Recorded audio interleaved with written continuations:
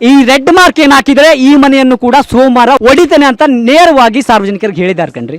ಅಷ್ಟೆಲ್ಲ ಓದಿದಂತ DC ಅವರು ಆಶಯ ಕೊಡ್ತೀನಿ ನಿಮಗೆ, ಬೇರೆ ಒಂದು ವ್ಯವಸ್ಥೆಯನ್ನ ಮಾಡ್ತೀನಿ ಅನ್ನೋ ಒಂದು ಮಾತು ಬರದೆ ಯಾವ ಕರ್ಮಕ್ಕೆ DC ಆಗಿದಾರ್ರಿ ಇವರು?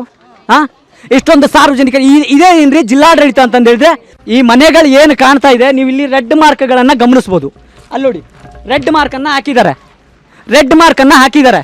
ಇಲ್ಲೂ ನೋಡಿ, ಈ ಕಡೆ ಬನ್ನಿ, ಇಲ್ಲೂ ಗಮನಿಸಬಹುದು ನೀವು, ಇದಕ್ಕೂ ಕೂಡ ರೆಡ್ ಮಾರ್ಕ್ ಅನ್ನ ಹಾಕಿರುವಂತದ್ದು. ಅಲ್ಲಿ ನೋಡಿ, ಅಲ್ಲಿ ಕೂಡ ರೆಡ್ ಮಾರ್ಕ್ ಅನ್ನ ಹಾಕಿರುವಂತದ್ದು.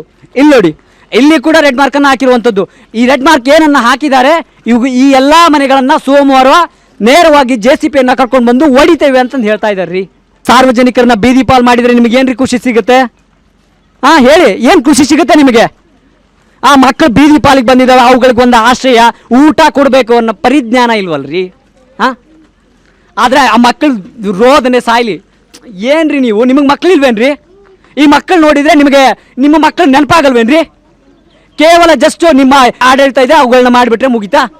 ಲೀಗಲ್ ಅಂತಂದು ಹೇಳ್ಬಿಟ್ಟು ಮುಗಿತಾ? ಅಲ್ಲಿ ಸಾರ್ವಜನಿಕರ ಪರದಾಟಕ್ಕೆ ಯಾರು ಹೊಣೆ? ಅವ್ರು ಸತ್ತರೆ ಯಾರು ಹೊಣೆ? ಜಿಲ್ಲಾಧಿಕಾರಿಗಳು ಹೊಣೆನಾ, AC ಅವರು ಹೊಣೆನಾ, ಅಥವಾ ರಾಜ್ಯ ಸರ್ಕಾರ ಹೊಣೆನಾ?